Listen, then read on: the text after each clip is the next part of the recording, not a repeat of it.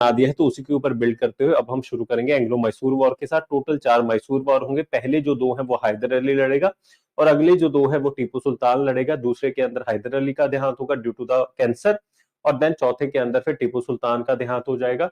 बहुत ही, जब ये चौथा एंग्लो मैसूर वॉर खत्म होगा तो बहुत ही छोटा सा जो हिस्सा है वो वोडिया डायनेस्टी को वापस कर दिया जाएगा, ताकि अंग्रेज अपने आप को ये दिखा सके कि हम एक लेजिटिमेट रूल करने आए हैं। पर वो सिर्फ किताबों में था, वो सिर्फ दिखाने के लिए था, ऐसा कुछ नहीं था। ये पूरा टाइमलाइन है कि 1 से लेकर 4 तक एंग्लो मैसूर वॉर चलेंगे। इसमें जो इंपॉर्टेंट चीजें होंगी बस वो आपको स्टार मार्क करनी है, क्योंकि जितना भी सारा एक्सप्लेनेशन का पार्ट है वो मैं पहले आपके लिए कर चुका हूं।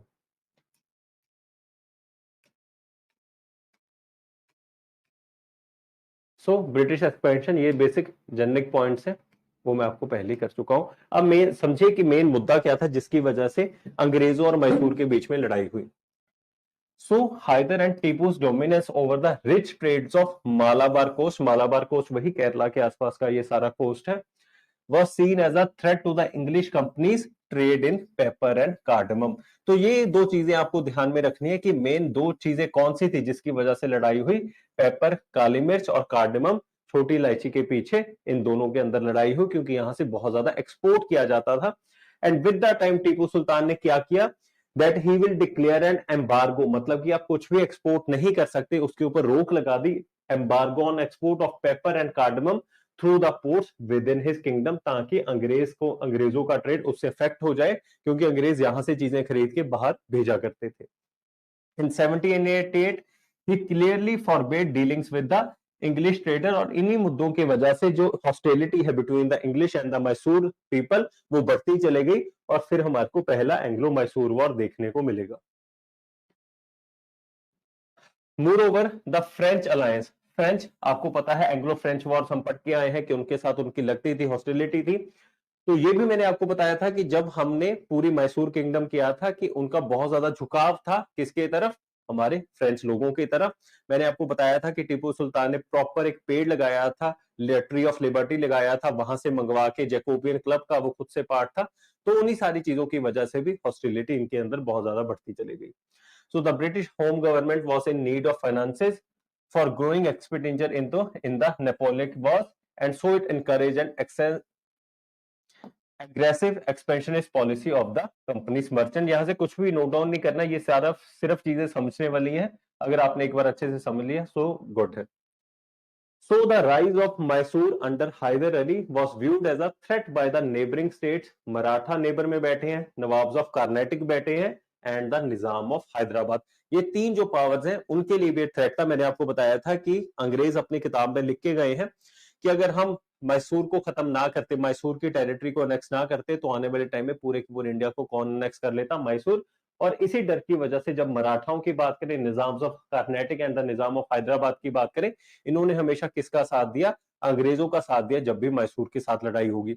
ये सेम जो फिनोमिना है ये आपको पूरी मॉडर्न इंडियन हिस्ट्री में देखने को मिलेगा कि कभी भी हमारे जो प्रिंसिपैलिटीज हैं, जो डायनेस्टीज हैं, वो एकजुट कभी भी नहीं हुई। उनकी ऐसी कोई विजन ही नहीं थी, दूरदृष्टि ही नहीं थी कि अगर आज को हम अपने नेबर की सहायता नहीं करेंगे तो कल को उसको हराने के बाद जो ब्रिटिश फोर्सेज है वो हमारे को ही एनेक्स करेंगी।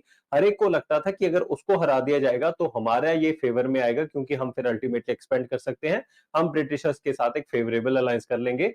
पर ऐसी जो दूरदृष्टि थी, वो जो ये सोच है वो काफी रिग्रेसिव सोच के मालिक थे। हमारी जितने भी इंडियन प्रिंसिपैलिटीज थे, जितने भी प्रोविंसेस थे, उसी वजह से अल्टीमेटली इंडिया डिक्लाइन की तरफ गया।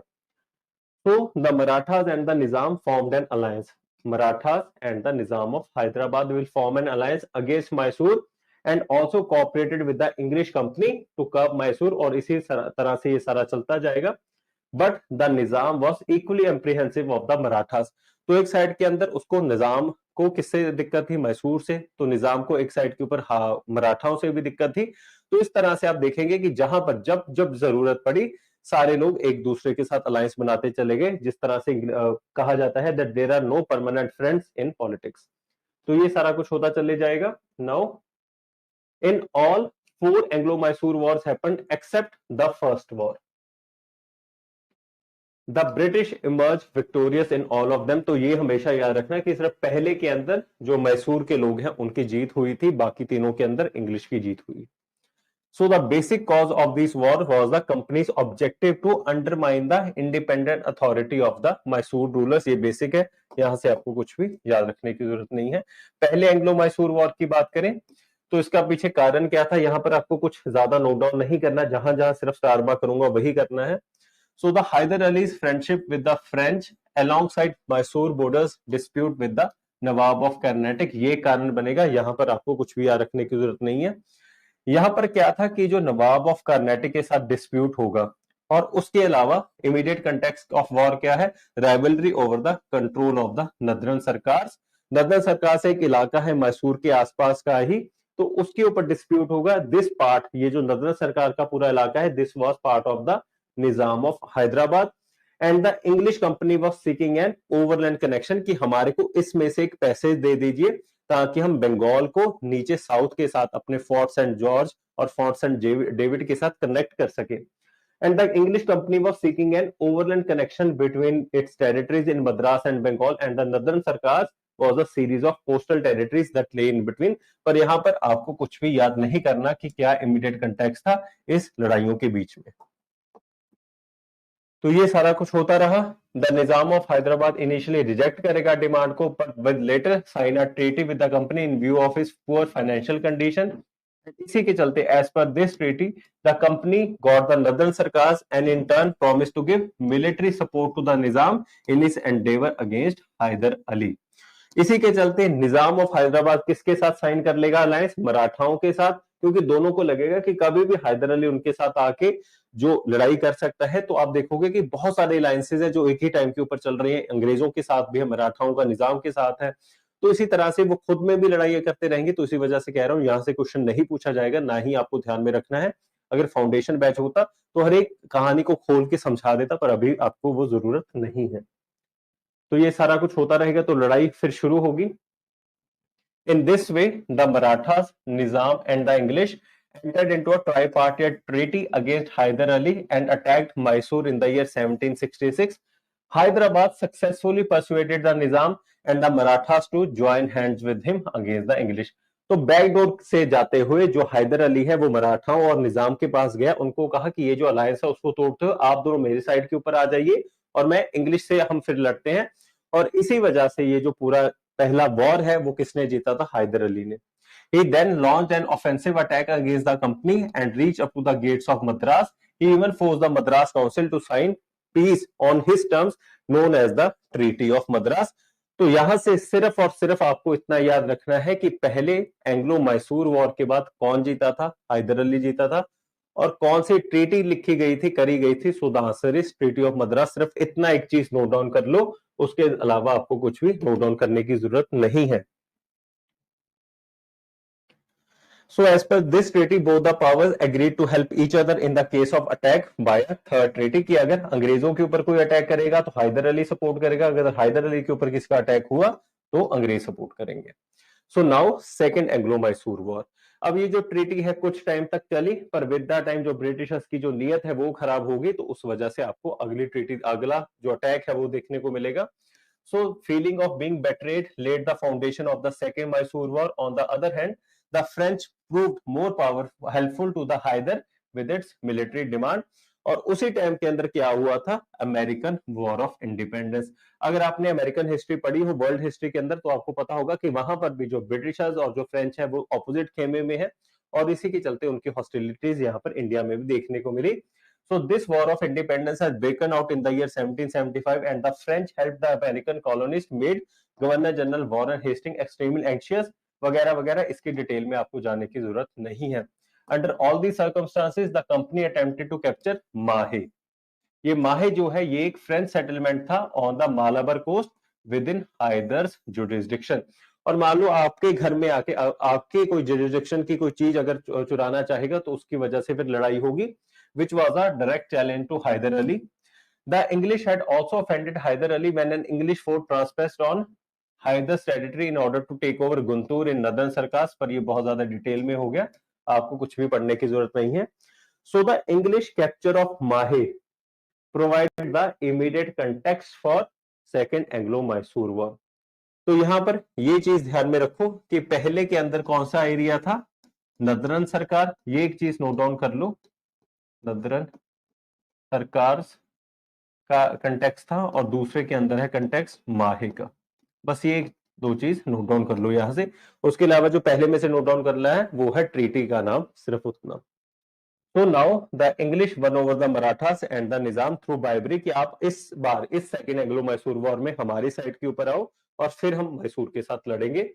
तो ये एक चीज वहां पर नोट डाउन कर लो कि पहले में जो अलायंस था, उस अलायंस में जो मैसूर के साथ थे मराठा और निजाम ऑफ हैदराबाद, पर दूसरे के अंदर ये जो दोनों पावर्स हैं वो किसके पास चले जाएंगी, अंग्रेजों के साथ। उस वजह से अंग्रेजों की जीत हुई। तो ये दो चीजें हैं जो कि आपको साथ में नोट डाउन करनी है। ये मैं वर्स्ट के सिनेरियो के लिए बता रहा हूं कि अगर कल को क्वेश्चन वहां पर आ जाता है।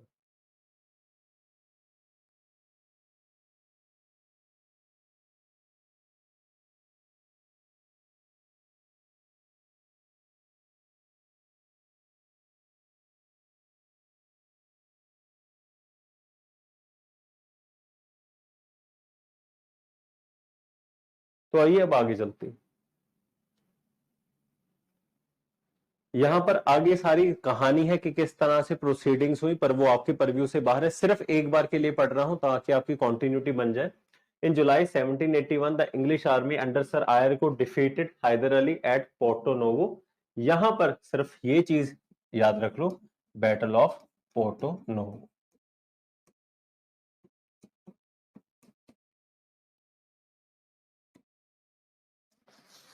So skirmishes continued for the timing, but later Hyder Ali died of cancer during the course of the Second Anglo-Mysore War. जब टीपू है वो गद्दी के ऊपर आएगा, उसी तरह से वॉर को कंटिन्यू करेगा। However, on the other hand side, in the on the American subcontinent, जो अमेरिकन वॉर ऑफ इंडिपेंडेंस है वो खत्म हो जाएगी। इसी वजह से यहां पर भी जो फ्रेंच और इंग्लिश के अंदर हॉस्टिलिटी है वो खत्म होगी, और इसी के साथ सेकेंड एंग्लो मैसूर वॉर हमारे को देखने को मिलेगा। बैटल ऑफ पोर्टो नोवो बस यहां से आप नोट डाउन कर लेना। Now, the Madras government also desired peace due to the lack of resources and uncertainty of the Maratha attitude, क्योंकि उनको लगता था कि क्या पता मराठाओं के साथ हमारी बनेगी नहीं बनेगी।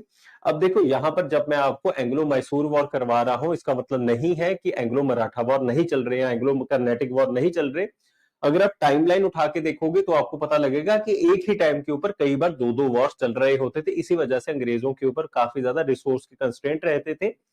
So all this is not happening in isolation but rather continuous है, सारा कुछ पैरेलली चलता जा रहा है। तो कभी भी ये मत सोचना, ऑल्दो समझाने के लिए चीजों को एक एक करके समझाया जा रहा है, पर ये चल रही सारी पैरेलल है। So now Tipu also needed the time to strengthen, और यहां पर जो दूसरी ट्रीटी साइन होगी वो है ट्रीटी ऑफ मैंगलोर। पहले के अंदर जो ट्रीटी थी वो आपको ध्यान में रखनी है, और अब यहाँ पर जो दूसरे के अंदर ट्रीटी है वो है ट्रीटी ऑफ मैंगलोर, क्योंकि सेकेंड एंग्लो मैसूर वॉर के अंदर साइन होगी। और इसमें क्या होगा कि जो आपने एक दूसरे का नुकसान किया है, जो आपने एक दूसरे की ट्रीटीज को अनेक्स किया है, सिर्फ आप वो दोनों एक दूसरे को वापस कर दोगे, उसके अलावा कुछ भी करने की जरूरत नहीं है। And thus this was the last British treaty with an Indian ruler on an equal footing. Now third Anglo-Mysore War. This above treaty was only a temporary respite before a final showdown, जो कि fourth Anglo Mysore war होगा। यहाँ पर कौन सा राजा आ चुका है, कौन सा governor general, Lord Cornwallis. Cornwallis बहुत इंपॉर्टेंट है, इसके द्वारा बहुत सारे रिफॉर्म्स किए जाएंगे। जब मैंने आपको पिट्स इंडिया एक्ट ऑफ 1784 करवाया था तो मैंने आपको बताया था कि इसकी वजह से Pitt's India Act of 1784 sign किया गया है, क्योंकि इसको कमांडर इन चीफ की उपाधि भी साथ में ही चाहिए थी। जब वो इंडिया में आएगा जुडिशियल फॉर्म भी लेके आएगा, पुलिस रिफॉर्म भी लेके आएगा, उसको लास्ट में हम दोबारा से डिस्कस करेंगे। So he was convinced of the inevitability of the war. Tipu also sought help from the Turks and the French by sending ambassadors to the Constantinople and the France during 1784-1787। जब हमने ये सारा cover किया था, मैसूर का kingdom मैंने आपको करवाया था, मैंने आपको कहा था वहां पर कि ये जो एम्बेसडरीज का जो ये सारे एम्बेसीज या मिशन जो बाहर भेजे जाएंगे, ये आपको पॉइंट नोट करना है कि टीपू सुल्तान ने भेजे थे। मैं आशा करता हूं कि आपने वो नोट डाउन किया होगा। However, Tipu's attack on Travancore, Travancore मैंने आपको बताया केरला का पार्ट था, ये सारा केरला किंगडम का पार्ट था। जब हमने त्रवनकोर के अंदर मार्तंड रामा वर्मा पढ़ा था, और विद द टाइम ये जो सारा केरला के किंगडम्स थे ये किसके अंडर आ चुके थे, ब्रिटिशर्स के अंदर। और इसी वजह से जब त्रवनकोर के ऊपर अटैक किया गया तो यहां पर क्या हुआ कि त्रवनकोर का अटैक ब्रिटिशर्स को लगा ये हमारे ऊपर अटैक है, तो सबसे पहले मैंने आपको बताया था कि नर्दर्न सरकार आपको नोट करना है। दूसरे नंबर के ऊपर जो अटैक किया गया था माहे के ऊपर, उसकी वजह से जो है सेकेंड एंग्लो मैसूर वॉर हुआ। एंड अब तीसरे नंबर के ऊपर किसके ऊपर, त्रावणकोर के ऊपर जब अटैक किया गया उसकी वजह से वॉर हुआ। तो यहां पर एक एक करके एक एक एरिया को सिर्फ आपको नोट डाउन करना है जहां से कल को क्वेश्चन बनेगा। However, Tipu's attack on Travancore became the immediate cause of the Third Anglo-Mysore War, as the English were adversely itching for a war and decided to side with the rulers of Travancore. तो ये सारी chronology बन गई। फिर श्रीरंगापट्टनम के अंदर आप देखोगे कि बैटल होगा, सो बैटल ऑफ श्रीरंगापट्टनम, इसको नोट डाउन कर लो। दूसरे के अंदर हमने बैटल की बात की थी, वहां पर मैंने आपको बैटल ऑफ पोर्तो नोवो करवाया था। तो ये दोनों आपको बैटल्स याद करने हैं, पहले के अंदर ऐसा कोई इंपॉर्टेंट नहीं है। एंड इसी के साथ ट्रीटी का नाम भी कौन सा है, ट्रीटी ऑफ श्रीरंगापट्टनम। पहले के अंदर ट्रीटी हमने देखी, दूसरे के अंदर, तीसरे के अंदर। यहां जितने भी बैटल्स है इसके अंदर सिर्फ और सिर्फ आपको इमीडिएट कंटेक्स्ट और उसके साथ जो उसकी करस्पॉन्डिंग ट्रीटी है वो ही सिर्फ ध्यान में रखनी है। सो इसको नोट डाउन कर लो। इस ट्रीटी के हिसाब से क्या था, that Tipu had to surrender half of his territories, बाकी आपको कुछ भी याद नहीं रखना। And he also had to पे वॉर इंडेमनिटी विद ₹3 करोड़ वगैरह वगैरह। और जब तक आप ये सारा पैसा नहीं देंगे तब तक आपके जो बच्चे हैं वो ब्रिटिशर्स के साथ रहेंगे। तो ब्रिटिशर्स उसके बच्चों को उठा के ले गए थे। ये एक इंपॉर्टेंट चीज है जो कि आपको ध्यान में रखनी है। That his 2 sons were kept as prisoners with Cornwallis.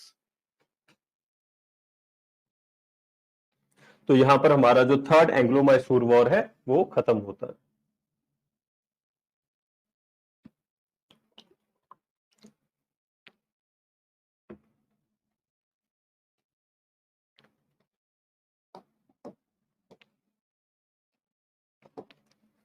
After Cornwallis कौन आएगा, sir John Shore will become the, एक पॉइंट नोट डाउन कर लो अभी दिमाग में आया, ओनली गवर्नर जनरल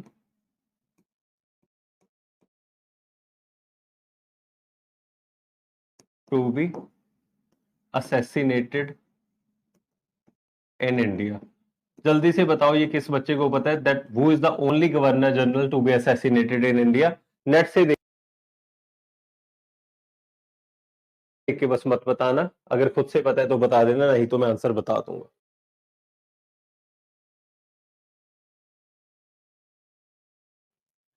तो ये सारा कुछ होगा जॉन शोरे जब अगला राजा, अगला गवर्नर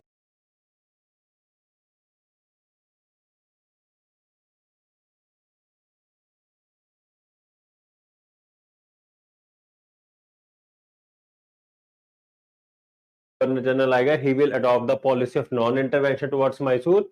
एंड इसी वजह से जॉन छोरे को कहा जाता है, इसको नोट कर लो, is known as the father of policy of non intervention. ये जो पॉइंट है वो इंपॉर्टेंट है। एंड आपको बताना है वो is the only governor general to be assassinated in India. तो आइए आप आंसर लिखो, मैं आगे चलता हूं। Now fourth Anglo Mysore war. Fourth Anglo Mysore war के दौरान कौन है, वेलेस्ली। अब मैंने आपको बताया था that Wellesley is known as the father of subsidiary alliance, इसको हम बाद में अलग से भी डिस्कस करेंगे। So he will come to India. Napoleon Bonaparte का जो पूरा थ्रेट है वो बढ़ चुका था, इसी वजह से विद द टाइम जो नेपोलियन बोनापार्टे है वो रशिया के जार के साथ अपना जो संधि है, जो पैक्ट है वो कर लेगा कि हम इंडिया को इन्वेट करेंगे वगैरह वगैरह। आपके ये परिव्यू से बाहर, आप इसको स्किप आउट कर सकते हैं।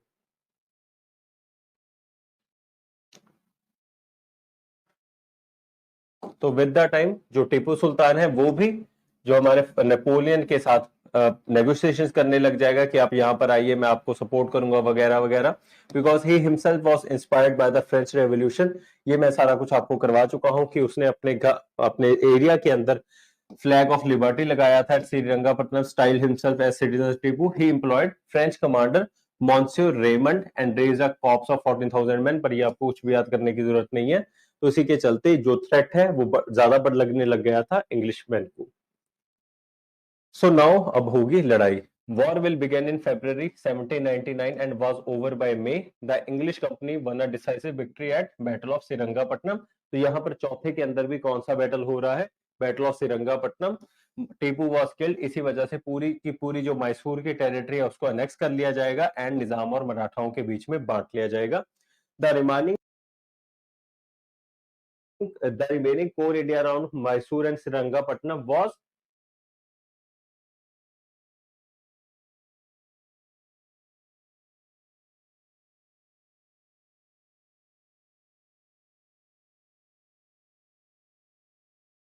Given back to the minor Indian prince 2-year-old Krishnaraja belonging to the Wodeyar dynasty. ये मैं आपको बहुत बार बता चुका हूं कि वोडियार डायनेस्टी का जो एक हिस्सा है उसको वापस कर दिया जाएगा ताकि ये लगे कि ये जो रूल है वो लेजिटिमेट है। और फिर उसके बाद treaty of subsidiary alliance sign की जाएगी। ये मैं आपको अलग से पूरा डिस्कस करूंगा, इस वजह से आपको यहाँ पर कुछ भी नोट डाउन करने की जरूरत नहीं है। तो इसी के चलते यहाँ पर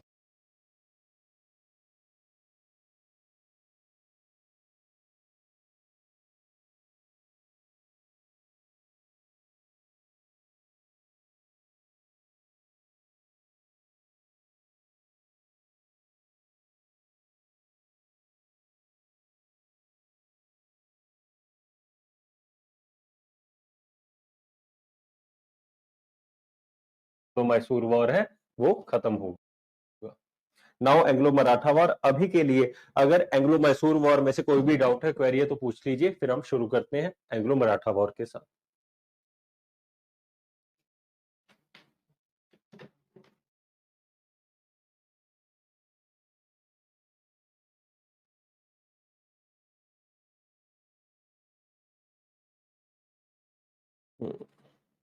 हाँ, तो उसका आंसर एक बच्चे ने सही दिया है, दैट लॉर्ड मायो लिखा गया।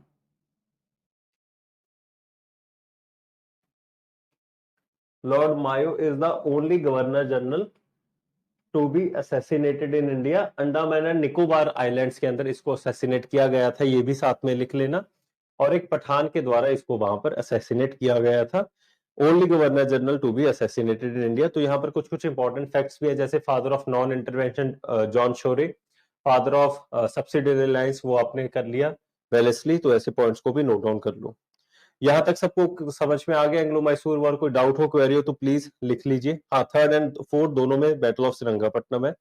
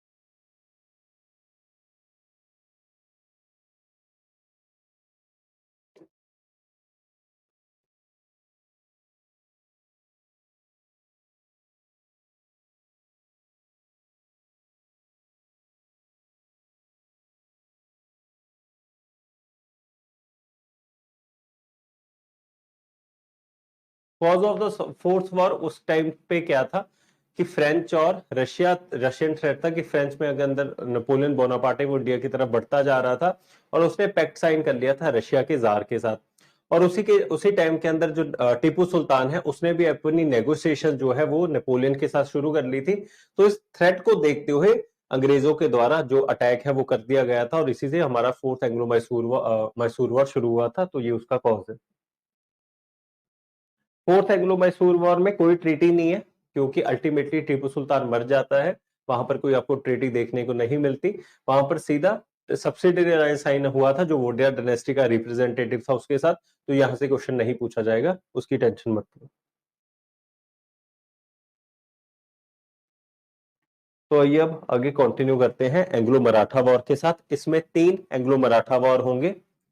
तो आइए सबसे पहले अगर मराठा वॉर की बात करें तो इसका जो बैकग्राउंड है, इसका जो कंटेक्स्ट है वो मैंने आपको पहले बता दिया था कि 12 भाई कॉन्स्पिरेसी आप सबने को मैंने बहुत अच्छे से समझाई थी कि रघुनाथ राव को गद्दी से हटाने के लिए नाना फडणवीस और 11 अदर नोबल्स ने मिलकर एक कॉन्स्पिरेसी रची थी कि किस तरह से हम उसको गद्दी के ऊपर गद्दी से हटाएं, और इसको कहा जाता है 12 भाई कॉन्स्पिरेसी। अब रघुनाथ राव को जब गद्दी से हटाया जाएगा तो वो कहां पर जाएगा? ब्रिटिशर्स के पास जाएगा कि आप मेरे को गद्दी के ऊपर बिठाइए। अब इसी के चलते अंग्रेज गवर्नर ऑफ बॉम्बे उसके साथ पैक्ट साइन कर लेगा कि हम आपको सहायता करेंगे, उसके खिलाफ आप उसके अगेंस्ट आप हमारे को सो एंड सो पैसा दोगे। तो ये सारा कुछ जब चलता रहेगा तो उसी टाइम के ऊपर ये जो जब खबर है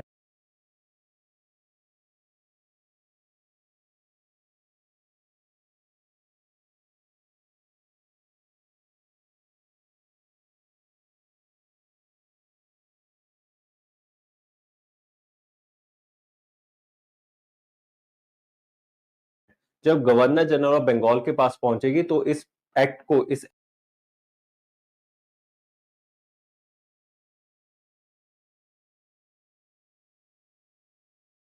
एक्ट को वो नलीफाई कर देगा, क्योंकि मैंने आपको बताया था कि प्रॉपर इंस्ट्रक्शंस आएंगे कि ये जो वॉर को डिक्लेयर कौन कर सकता है, सिर्फ और सिर्फ गवर्नर जनरल ऑफ बंगाल, किसी भी गवर्नर के पास ये पावर नहीं है।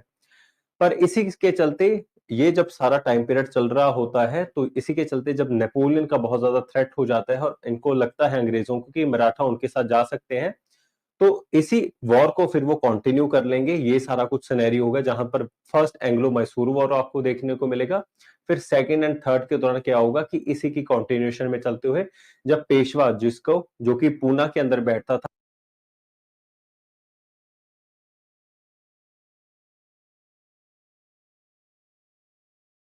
वो अंग्रेजों की साइड के ऊपर चले जाएगा, क्योंकि उसको लगेगा कि जो बाकी एरियाज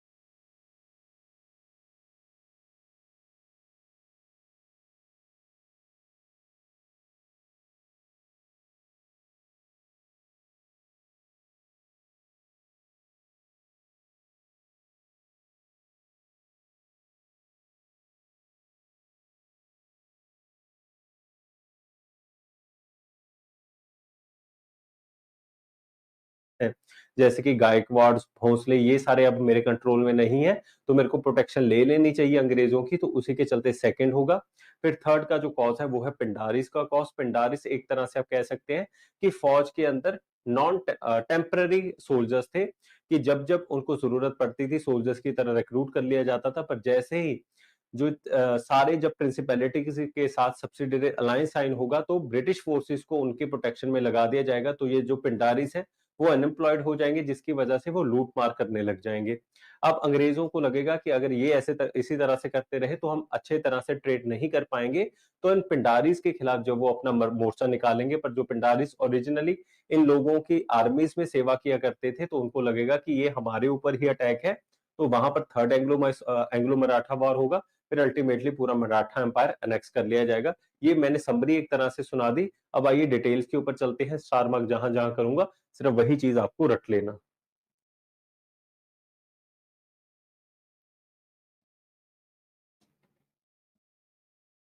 फोर्थ वॉर के कॉन्सिक्वेंस बताया कि भाई सारा जो मैसूर की टेरिटरी है उसको अनेक्स कर लिया गया, और छोटा सा हिस्सा वोदिया डायनेस्टी को दे दिया गया।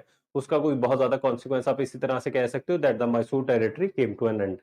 तो यहां पर अब शुरू करते हैं fourth Anglo Mysore war, sorry Anglo Maratha war. तो यहां पर जो मैंने आपको बताया था कि ये सारे आपको ध्यान में रखने हैं। पेशवा का कैपिटल कहां पर है? पूना के अंदर। और ये कब शिफ्ट किया गया था? रायगढ़ से ये पूना शिफ्ट किया गया था। ये मैंने आपको बताया था कि किस चीज को सिंबलाइज करने के लिए, तो ये जल्दी से बता दीजिए कि रायगढ़ से पूना के अंदर कैपिटल कब शिफ्ट किया गया था और क्यों शिफ्ट किया गया था। उसमें से सिर्फ जो इंपॉर्टेंट इवेंट हुआ था जिस चीज को सिंबलाइज करने के लिए किया गया था, जल्दी से बता दीजिए। अगर आप में से कुछ लोग बता देंगे तो मेरे को बहुत अच्छा लगेगा कि आप पढ़ रहे हैं। ठीक है, Bhonsles of Nagpur, Scindias at Gwalior, Holkars at Indore and Gaekwad at Baroda. ये हर एक जो क्लैन है वो कहां पर रहा करता था, वहां पर उनका जो मेन एरिया है वो कौन सा है, वो सिर्फ आपको रटना है। ये पांच के पांच आपको याद होने चाहिए अच्छे से।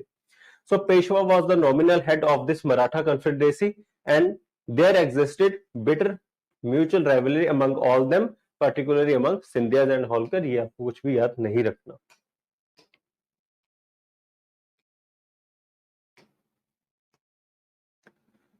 सो the wars will start in the year 1777। इसी टाइम के अंदर आपको पहला एंग्लो मैसूर वॉर भी देखने को मिलता है, and will and with the British victory in the year 1818।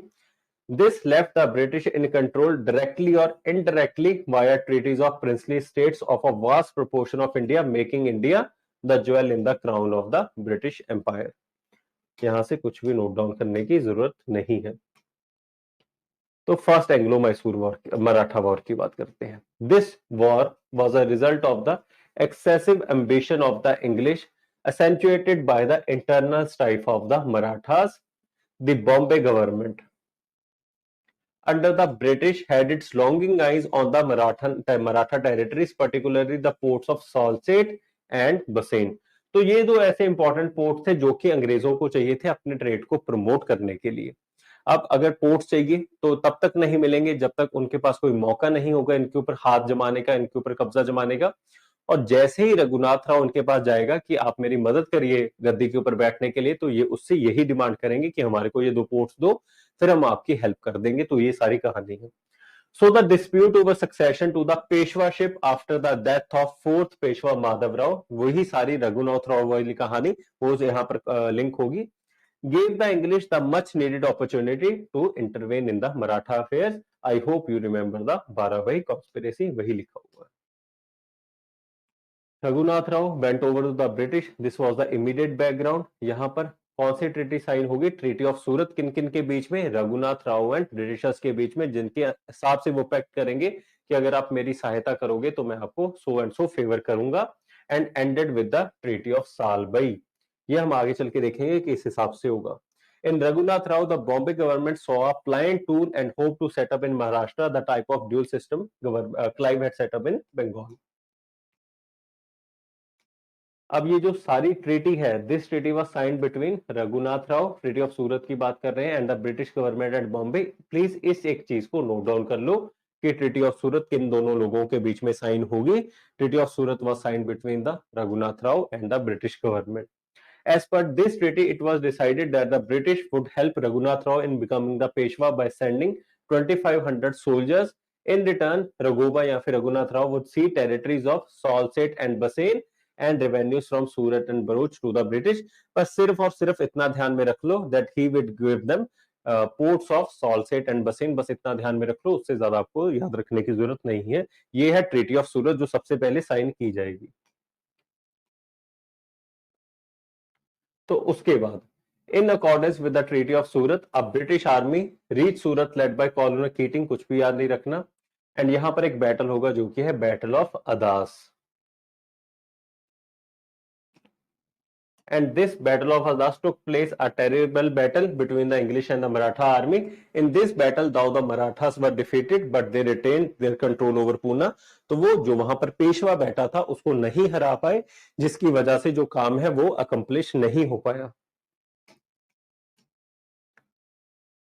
और जब इस ट्रीटी ऑफ सूरत की बात वहां पर गवर्नर जनरल ऑफ बंगाल को पता लगी तो उसको चढ़ गया गुस्सा कि आपने मेरे से बिना पूछे हुए किस तरह से वॉर को डिक्लेयर कर दिया। क्योंकि पिट्स इंडिया एक्ट ऑफ 1784 के अंदर ये साफ साफ लिखा हुआ है कि जब भी वॉर को डिक्लेयर करना है तो ये जो अथॉरिटी है वो किसके पास है?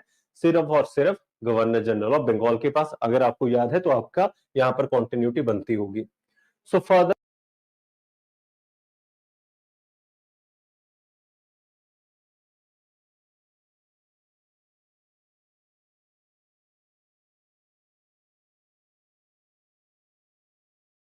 Warren Hastings sent Colonel Upton to Pune Darbar and signed the Treaty of Purandar. अब ट्रीटी ऑफ सूरत के बाद कौन सी ट्रीटी साइन होगी? Treaty of Purandar. ये भी आप नोट कर लो। ट्रीटी ऑफ पुरंदर क्यों है? ताकि दोबारा से पीस पैक्ट एस्टेब्लिश किया जा सके। वो कहेंगे कि ये जो वॉर हुआ है ये हमारे द्वारा नहीं किया गया।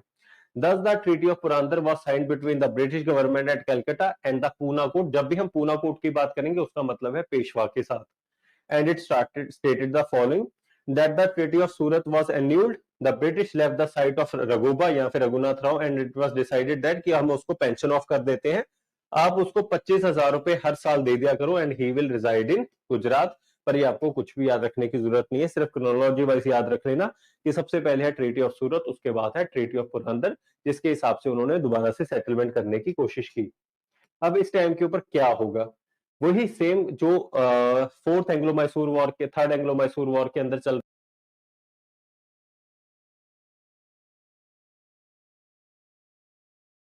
रहा था, वो है time period American war of independence.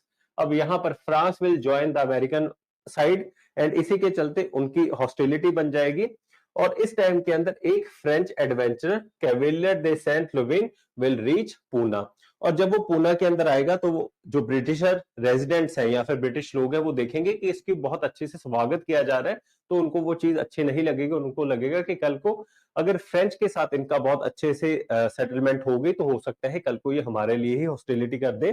तो उसी वजह से ट्रीटी ऑफ पुरंदर को इन्होंने एन्यूल कर दिया और दोबारा से वॉर को डिक्लेयर कर दिया कि जो पहले चल रहा था। This greatly alarmed Warren Hastings, who immediately scrapped off the Treaty of Purandar and sent a large force to reinforce Bombay government and sanctioned operations against the Marathas. Thus, the Bombay government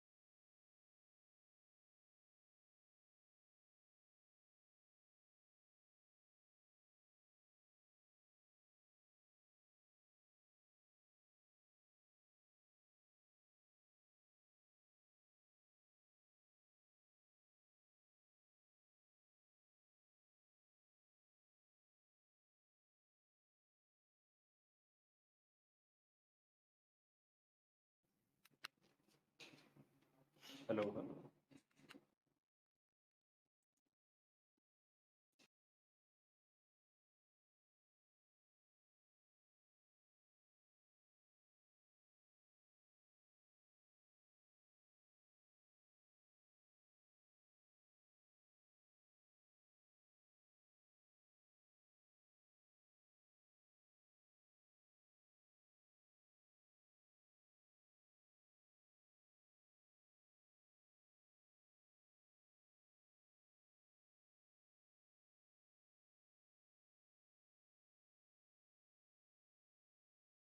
आप मेरी सहायता करो, उसके against फिर मैं आपको port of Salcete and बसेन दूं।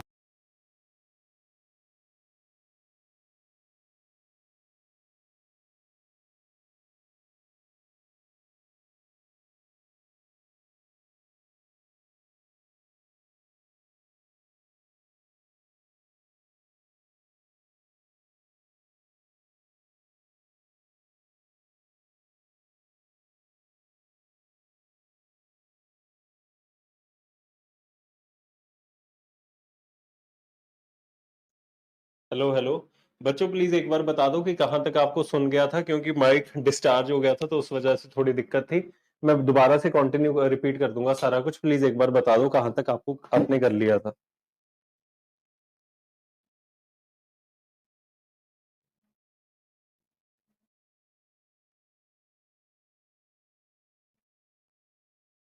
अब सारा कुछ ऑडियो वीडियो सब कुछ सही है, प्लीज एक बार वो भी दोबारा से बता देना।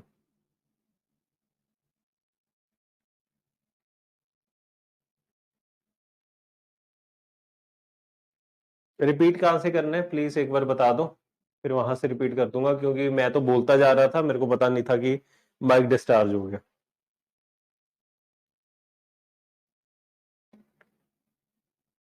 फर्स्ट मराठा वॉर ही कर रहे हैं, उसके अंदर कहां तक कर लिया था? तो ठीक है, मैं एक बार रिपीट ही कर देता हूं, आप यहां पर सुन लो जो जो इंपॉर्टेंट था।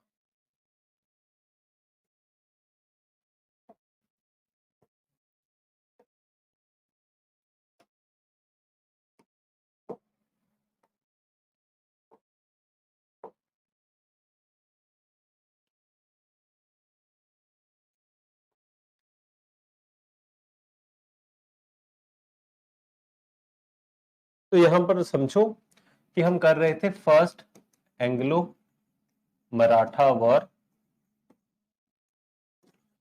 यहां पर हमने जो शुरू किया था वो है सबसे पहले ट्रीटी ऑफ सूरत के साथ।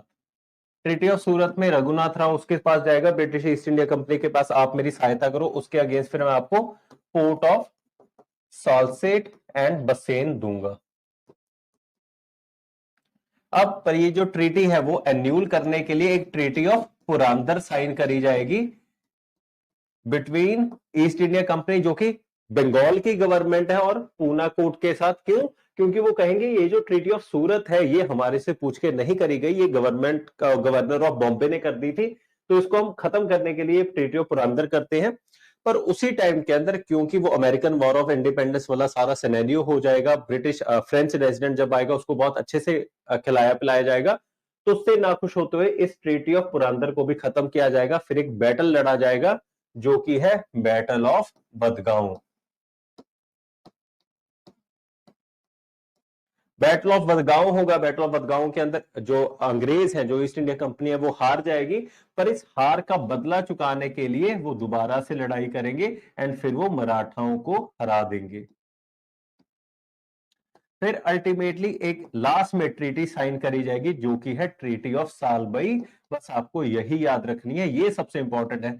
ये आप सारा कुछ भूल भी सकते हो, कल को अगर कोई भी क्वेश्चन आना हुआ ट्रीटीज के हिसाब से, फर्स्ट में कौन सी है, सेकंड में कौन सी है, तो सबसे इंपॉर्टेंट जो ट्रीटी है वो है treaty of Salbai in the first Anglo Maratha war. आपको ये याद रखनी है, यहां तक मैंने करवाया था। अगर आप किसी को कोई डाउट है, क्वेरी है, तो वो पूछ सकते हैं। ठीक है, तो ट्रीटी ऑफ पुरंदर तक हमने कर लिया था। ट्रीटी ऑफ पुरंदर के बाद ये सारा सिनेरियो है, तो आइए अब आगे चलते हैं, वो मैंने आपको एक्सप्लेन करती हूँ।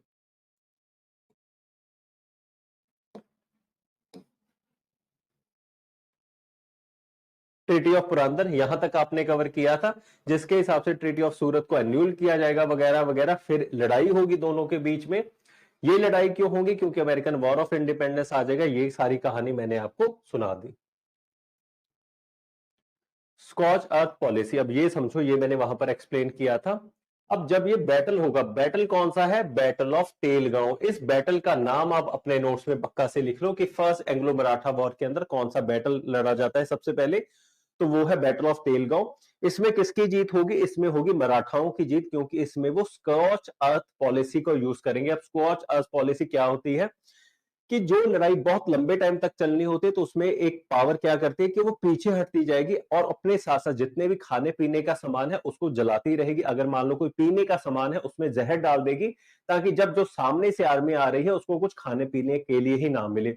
ये जो पॉलिसी है ये रशियन मिलिट्री के द्वारा यूज की जाती थी। जब आप वर्ल्ड वॉर 1 या वर्ल्ड वॉर 2 पढ़ते हो, वहां पर उन्होंने बहुत लंबे टाइम तक इसको यूज किया। इसी वजह से रशिया के अंदर कभी भी जो उसको अनेक्स नहीं किया जा सका, क्योंकि वो पीछे हटके सारे अनाज को जला दिया करते थे। इसी वजह से जर्मन आर्मी को हमेशा या तो मार खानी पड़ती थी या फिर पीछे होना पड़ता था। इसको कहा जाता है स्कॉच अर्थ पॉलिसी। तो फर्स्ट एंग्लो मराठा वॉर के अंदर जो पहला वॉर होगा वो है बैटल ऑफ तेलगांव। इसको आपको ध्यान में रखना है।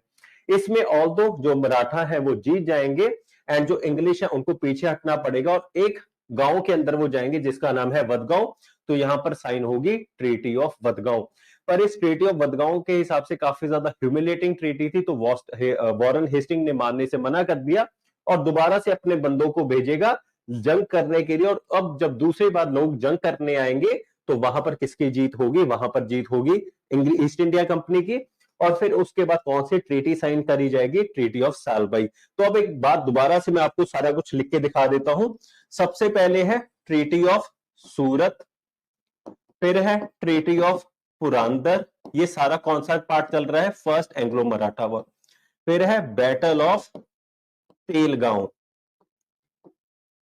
फिर है बैटल ऑफ वडगांव या फिर treaty of Wadgaon, and last में हमारे पास ट्रीटी ऑफ सालबाई। इन सब में से जो सिर्फ इकलौती ट्रीटी आपको याद रखनी है वो है लास्ट की ट्रीटी, ट्रीटी ऑफ सालबाई, क्योंकि ये बहुत ज्यादा इंपॉर्टेंट है। कल को क्वेश्चन आएगा तो इसी में से आएगा, इसको ध्यान में रखना।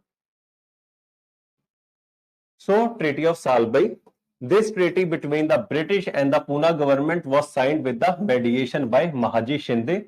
The treaty was signed on the basis of mutual restitution of each other territories वगैरह वगैरह। Madhav Narayan Rao will be accepted as Peshwa and the British will give up the cause of Raghunath Rao and he will be pensioned off। पर आपको कुछ भी extra याद रखने की जरूरत नहीं है, सिर्फ फर्स्ट बैटल के साथ ट्रीटी ऑफ सालबाई आपको ध्यान में रखना है।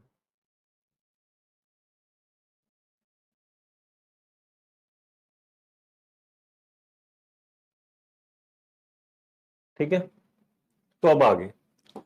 The company gave up Bassein and other territories captured by it by the Treaty of Purandar, but retained Salsette and the Elephanta Island। इस एक चीज को ध्यान में रख लो कि उन्होंने फर्स्ट एंग्लो मराठा वॉर के बाद उनके हाथ में क्या आया था? That they will remain with the Salsette and the Elephanta Island। Please इस एक चीज को याद रख लो। Scindia got back the entire territory, ये आपको याद रखने की जरूरत नहीं है। So the first Anglo Maratha war was in a draw, and इसी वजह से इसी ट्रीटी ऑफ सलबाई के साथ चलते हुए उनके पास अगले 20 साल के लिए क्या हो गया? पीस हो गया। दोनों ने एक दूसरे के साथ लड़ाई नहीं की। पर अगर इसी टाइम के अंदर जो मराठा है वो इनके ऊपर प्रेशर बनाते, मैसूर के साथ अटैक में आ जाते, तो हो सकता है आज हमारा जो देश है वो गुलाम ना होता। पर ये जो इनको 20 साल, अंग्रेजों को 20 साल ये मिले, तो इसके अंदर उन्होंने मैसूर को खत्म किया एंड फिर अल्टीमेटली अपनी पावर को बढ़ाते हुए उन्होंने मराठाओं को भी खत्म कर दिया। यहां से आपको ये ध्यान में रखना है। तो ये हो गया फर्स्ट एंग्लो मराठा वॉर। अब हम सेकंड एंग्लो मराठा वॉर की बात करेंगे। इस टाइम के अंदर कौन आ जाएगा? लॉर्ड वेलेस्ली, जिसको हम मानते हैं फादर ऑफ सब्सिडियरी अलायंस। यहां पर आके वो एक एक करके सबके साथ सब्सिडियरी अलायंस साइन करेगा। पर यहां पर आपको मैंने क्रोनोलॉजी दी है कि किन किन के साथ उसकी सब्सिडियरी अलायंस साइन हुई। कल को यहां से क्रोनोलॉजी का क्वेश्चन आ सकता है कि 4 से 5 पावर दी गई है, आपको लाइन वाइज लगाना है from the earliest to the latest कि किनके साथ सबसे पहली सब्सिडियरी अलायंस साइन हुई और फिर किसके साथ सबसे लास्ट में। सबसे पहले होगी हैदराबाद के साथ, ये मैं आपको लिखवा चुका हूं 1798 1799 में सबसे पहली बार इसके साथ होगी। फिर मैसूर के साथ होगी, जब मैसूर के साथ last 4 Anglo Maratha Anglo Mysore war होगा, वो मैं आपको करवा के आया हूं।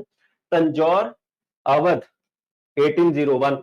अब जब हमने बैटल ऑफ बक्सर किया था, वहां पर भी ये अवध के साथ सब्सिडियरी अलायंस साइन हुई थी, पर वो मैंने आपको बताया था वो फुल फ्लेजेड फॉर्म में नहीं है। ये जो अवध वाली ओरिजिनली साइन होगी फुल फ्लेजेड फॉर्म में, वो 1801 में है। फिर पेशवा के साथ during the third second Anglo Maratha war, यहां पर पेशवा के साथ, फिर सिंधिया के साथ, फिर गायकवाड़ के साथ। अब इसको याद किस तरह से रखना है वो ये समझो कि हैदराबाद वाला आप रट लोगे कि यह सबसे पहले हैदराबाद के साथ हुई है। अगर इन तीन पावर्स की बात करें तो जो मराठाओं के अंदर जो पावर है तो सबसे पहले पेशवा के साथ होगी। तो अगर क्रोनोलॉजी में 4 ऑप्शन दिए हो तो ये याद रखना कि पेशवा बाकी जो मराठा पावर्स है उससे पहले आएंगे। फिर हैदराबाद के जस्ट बाद मैसूर आ जाएगा, क्योंकि अभी हम करके आए तो उसको याद रखना आसान होगा। एंड हैदराबाद, मैसूर, एंड उसके बाद फिर अवध आएगा। इस तरह से आपकी क्रोनोलॉजी हो जाएगी कि जो पेशवा है या अवध है वो सेंटर में आएंगे। इस तरह से आपको रट्टा मारना पड़ेगा या फिर कॉमन सेंस लगानी पड़ेगी। ये मत करना कि उसके साथ सारे ईयर्स याद करने लग जाओ, फिर उससे बहुत ज्यादा मुश्किल हो जाएगी, क्योंकि इस तरह से फिर आप इतनी ज्यादा डेट्स को याद नहीं रख पाओगे। So this is one thing that you need to keep in mind.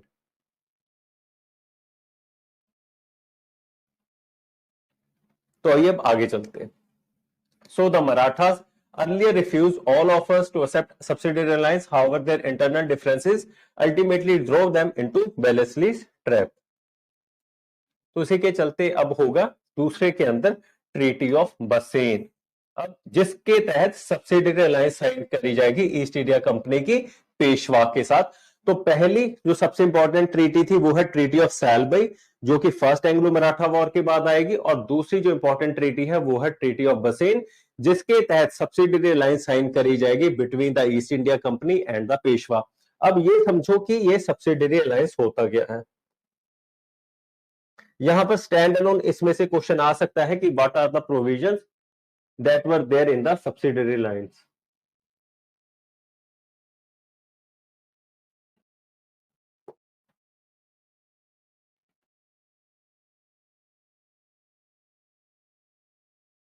तो यहां पर समझो, इसको चाहे साथ में नोट डाउन भी कर लो, सब्सिडियरी अलायंस। अब इसमें क्या है कि जब भी कोई राजा या फिर किंग किसी के साथ सब्सिडियरी अलायंस साइन करेगा तो वो अपने डिफेंस डिफेंस के सारे पावर्स सबमिट कर देगा, ट्रांसफर कर देगा, और फॉरेन अफेयर्स के सारे पावर्स ट्रांसफर कर देगा किसको? ईस्ट इंडिया कंपनी को। एक तो ये बात हो गई। और दूसरे नंबर के ऊपर एक ब्रिटिश रेजिडेंट बिठाया जाएगा उसके कोर्ट के अंदर, जो कि ये सारा अब देखेगा कि कौन मिल रहा है, क्या किस तरह से काम हो रहा है। तो all the administrative work will be taken care of by the British resident. And alongside अब इसके अगेंस्ट वो क्या करेंगे? वो देंगे protection, protection to king. And इस प्रोटेक्शन के तहत वो उससे क्या चार्ज करेंगे? उससे चार्ज करेंगे सम मनी। तो यहां पर ये समझो कि अंग्रेजों को इससे फायदा क्या होगा। ये मान लो अगर आपको अपनी आर्मी खड़ी करनी है, अब आर्मी को खड़ा करने के लिए पैसा चाहिए। अब पैसा तो वो उनके पास है नहीं, क्योंकि वो पहले रिसोर्स कंस्ट्रेंट है। तो वो क्या किया करते थे कि किसी साम्राज्य को वो हराते थे, जैसे उन्होंने मैसूर को हराया। अब उसके बाद उस साम्राज्य के साथ साइन कर लेंगे सब्सिडियरी अलायंस कि हम अपनी आर्मी को आपके अंदर स्टेशन करेंगे, फिर हमारी आर्मी आपके लिए प्रोटेक्शन का काम करेगी, और उसके अगेंस्ट हमारे को आपसे पैसा चाहिए अपनी आर्मी को मेंटेन करने के लिए। तो हमारी आर्मी भी मेंटेन हो गई, हमारे को उसके लिए पैसा भी मिल गया, उसके अगेंस्ट फिर हमारे पास डिफेंस के सारे पावर्स भी आ गए, फॉरेन अफेयर्स के सारे पावर भी आ गए। ना ही आप किसी और पावर से अपना जो कम्युनिकेशन है वो कर सकते हैं इंग्लिश के अलावा, और हम आपके कोर्ट के अंदर एक ब्रिटिश रेजिडेंट भी खड़ा करेंगे जो ये सारी चीजों को चेक किया करेगा। जब हम एनेक्सेशन ऑफ अवध की बात करेंगे, एनेक्सेशन ऑफ सिंध की बात करेंगे, तो वहां पर भी आप देखोगे कि इसी ब्रिटिश रेजिडेंट ने जब रिपोर्ट किया कि जो एडमिनिस्ट्रेशन है वो सही से नहीं चल रहा, तो फिर उसके बाद उन एरियाज को एनेक्स कर लिया गया। ये सब्सिडियरी अलायंस आपको समझ में होना चाहिए। अगर समझ में आ गया तो नोट डाउन करने की भी जरूरत नहीं है, नहीं तो आप एक बार के लिए नोट डाउन कर सकते हैं। मेरे को एक बार के लिए बता दीजिए, ये सब्सिडियरी अलायंस आप सबको समझ में आ गया? कल को अगर क्रोनोलॉजी में क्वेश्चन है तो सबसे पहले हैदराबाद, दूसरे नंबर के ऊपर मैसूर, फिर अवध, एंड चौथे नंबर के ऊपर पूना। इस तरह से आपकी क्रोनोलॉजी वहां पर सही हो जाएगी। जल्दी से एक बार कमेंट कर दीजिए, फिर मैं आगे चलूंगा। So now this Treaty of Bassein was a treaty of perpetual and general alliance was signed between the Peshwa Bajirao II. इसको याद रखना कि किस पेशवा के द्वारा इस सब्सिडरी अलायंस को साइन किया गया था. सो this is Peshwa Bajirao II and the English company. इसके अंदर उन्होंने सब्सिडरी अलायंस को साइन किया. Peshwa accepted the company's protection and had to pay a large annual subsidy. वही मैंने अभी आपको एक्सप्लेन किया. Peshwa accepted that an English army will be stationed at Pune and no European enemy of the English will be kept in the Maratha army. Peshwa accepted that his foreign relations with other states will be surrendered to the British control. ये सारा कुछ मैं आपको explain कर चुका हूं. जब भी किसी देश के साथ, किसी प्रोविंस के साथ सब्सिडरी अलायंस साइन होगा, यही सेम तरह की आपके पास जो प्रोविजंस है वो देखने को मिलेंगी. So in this way, Peshwa lost his independent authority and eventually the other Maratha chiefs were reduced to a similar position of subordination to the company. क्योंकि जो मेन बंदा था वही सबॉर्डिनेशन में आ गया, उसी के चलते जो माइनर प्लेयर्स थे वो भी सबॉर्डिनेशन में आ जाएंगे. और इसी एंटी पेट्रोटिक फीलिंग की वजह से हमारे को सेकेंड एंग्लो मराठा वॉर देखने को मिलता है. That begin up with the breakup of the Maratha confederacy. इसमें अब जो 4 क्लैंस मैंने आपको बताए, भोसले, गायकवाड़, होलकस वगैरह वगैरह, 2 इसमें पार्टिसिपेट करेंगे और 2 इससे बाहर रहेंगे. 2 कौन कौन से पार्टिसिपेट करेंगे? सो सिंधियास एंड भोसले, ये आप नोट डाउन कर लो कौन से 2 ने सेकेंड एंग्लो मराठा वॉर के अंदर पार्टिसिपेट किया.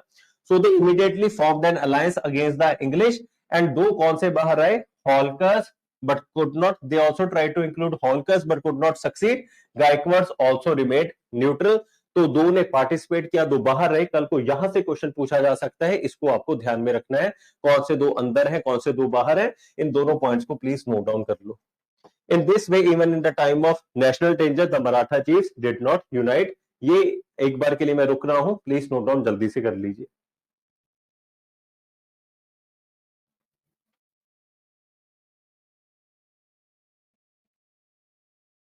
तो आइए अब आगे चलते हैं. इसके आगे तो यहां पर होगा फिर second Anglo Maratha war, 2 main centres वगैरह वगैरह. उसमें हम नहीं जा रहे कि क्या क्या किस तरह से प्रोसीडिंग्स हुई. आपको सिर्फ इतना याद रखना है कि जो मराठा हैं वो इसमें हार जाएंगे. इट इज नोट वर्दी that now the control of Delhi pass from the Marathas into the British. And क्यों? क्योंकि इस टाइम तक क्या हुआ था, मराठाओं का ही सबसे मेन पावर थी जो कि इंडिया को डोमिनेट कर रही थी. मुगल एम्परर भी इन्हीं से चलता था और जैसे ही मराठा हारेंगे फिर मुगल एम्परर भी इनके हाथ में आ जाएगा. So Shah Alam II will become a pensioner of the company. He was first became a pensioner of the company after his defeat in the Battle of Buxar in the year 1764. ये मैं अभी आपको करवा के आया हूं. 2 territories जो इसको दी गई थी जहां से अपनी पेंशन को लेगा, जल्दी से बता दीजिए. अवध से वो 2 टेरिटरीज आई थी बैटल ऑफ बक्सर के बाद, जल्दी से कमेंट सेक्शन में लिखिए. In this way Scindia and Bhonsle face total defeat. तो अब भी इनको भी इनके साथ करी जाएगी सब्सिडरी अलायंस साइन. पहले भोसले के साथ, फिर होलकर्स के साथ, जो भी 2 पावर्स इनके अगेंस्ट लड़ा था जिन्होंने, उनको भी सब्सिडरी अलायंस साइन करवाते हुए इनको अपने अंडर कर लिया जाएगा. पर ये आपको याद रखने की जरूरत नहीं है. कल को आप महाराष्ट्र का टीसीएस देने जाते हो, सिविल सर्विसेज, तो वहां पर आपको करना है. पर यूपीएससी पॉइंट ऑफ व्यू से ये जरूरी नहीं है. पहले है ट्रीटी ऑफ देवगांव, देन है ट्रीटी ऑफ सुरजीगांव. यहां पर जैसे सिंधियाज एंड द कंपनीज के बीच में वगैरह वगैरह, पर ये आपको याद नहीं करना, ये आपके परव्यू से बाहर. Now third Anglo Maratha war. अब जो थर्ड एंग्लो मराठा वॉर है उसका कॉज क्या है? वो है कॉज ऑफ पिंडारीज. बस इतना यहां वहां पर देख लो कि पिंडारीज की वजह से थर्ड एंग्लो मराठा वॉर होगा. एंड फिर एक लास्ट टाइम तक जब पेशवा को लगने लग जाएगा थर्ड एंग्लो मराठा वॉर के टाइम के अंदर कि जो मैंने गलती कर दी है, सारा जो कंट्रोल है वो अंग्रेजों को शिफ्ट कर दिया है, तो उसको लगेगा कि मेरी जो इंडिपेंडेंस है वो कटेल हो गई है. तो एक आखिरी बार वो कोशिश करेंगे कि अंग्रेजों को हराने के लिए जितनी पावर्स है वो इकट्ठे आने की कोशिश करेंगे. पर इसमें भी किसकी जीत होगी? वो होगी अंग्रेजों की. So the third and the last phase of the Anglo-Maratha War started with the arrival of the British government, Lord Hastings. He resumed the threat of aggressive policy abandoned with the recall of Wellesley, and इसी के चलते उसने फिर आगे proceedings करी. So as ये आगे पूरी प्रोसीडिंग्स है कि किस तरह से चीजें होती गई, पर इसकी डिटेल में मत जाना क्योंकि काफी सारी पॉलिटिकल हिस्ट्री है, तो आप इसमें कंफ्यूज भी हो सकते हो. ना ही आपके परव्यू में है, प्रीलिम्स क्रैश कोर्स के परव्यू में नहीं है, पर जब हम नॉर्मली करते हैं तो वहां पर है. पर इसको आप अभी के लिए छोड़ दो. ठीक है. यहां पर पिंडारिस का वो पूरा सीन है कि पिंडारिस की वजह से हुआ वगैरह वगैरह. तो यहां पर जो थर्ड के अंदर भी जो मराठा है वो हार जाएंगे एंड फिर होगी ट्रीटी साइन। अलग अलग पावर्स के साथ अलग अलग ट्रीटी साइन होंगी, होल्कर्स के साथ जैसे ट्रीटी ऑफ मंदसौर। पर ये आपको कुछ भी याद रखने की जरूरत नहीं है, यहां से क्वेश्चन नहीं पूछा जाएगा, आप इसको मान के चल सकते हो। तो यहां पर हमारा एंग्लो मराठा वॉर कवर हो जाता है, या आज यहां तक ही करेंगे क्योंकि थोड़ा टेक्निकल इशू है, दोबारा से शायद बाइक डिस्चार्ज होने की प्रोबेबिलिटी है। तो कल लंबा सेशन ले लूंगा, 3 साढ़े 3 घंटे का ले लूंगा। आज ऐसा मान लो कि जितना अभी तक कर लिया वो आपने रिवाइज करना है। आज हमने battle of Plassey, battle of Buxar, Anglo Mysore Wars कर ली और एंग्लो मराठा वॉर्स कर ली। आज लगभग 2 घंटे की ही क्लास थी हमारी, अगर हम ब्रेक्स को एक्सक्लूड कर दें। तो कल 3 घंटे का लेक्चर होगा, जो हमारी चीजें रह चुके हैं कल till after math of revolt of 1857 तक कवर करेंगे। अब अगर अभी के लिए कोई आपके पास डाउट है, क्वेरी है, तो पूछ सकते हैं। पर मैंने अपनी तरफ से हर एक चीज को जो जो इंपॉर्टेंट है वो बताने की कोशिश करी है। मैं आशा करता हूं कि आपको ये सारा कुछ समझ में आ गया होगा। एक बार कमेंट करके बता दीजिए, फिर हम इस सेशन को वाइंड अप करेंगे।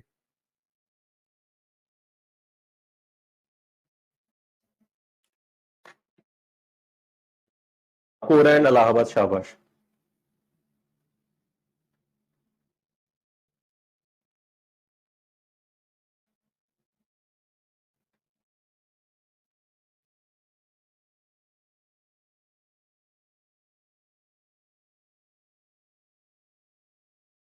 क्या आज का सारा लेक्चर सबको क्लियर है? सारा कुछ आपको समझ में आ गया? जो जो इंपॉर्टेंट नोट डाउन करना है प्लीज एक बार रिप्लाई कर दीजिए, फिर हम आगे कवर करेंगे। फिर कल मिलते हैं दोबारा से नए लेक्चर के साथ, जहां पर हम रिवोल्ट ऑफ 1857 तक सारा कुछ कवर करेंगे। अब से जो हिस्ट्री है वो काफी फास्ट पेस्ड होगी, क्योंकि उसके साथ आप काफी ज्यादा रेलेवेंट होते हैं। तो अब से जो लेक्चर हैं वो काफी जल्दी जल्दी निकलेंगे। तो जो मेजर पार्ट्स थे जो कि अनटच रहते हैं, जो कि बच्चे खुद से छोड़ के जाते हैं और जो काफी कंफ्यूजिंग है, ये सारा जो टाइम पीरियड है वो मैंने आपको करवा दिया।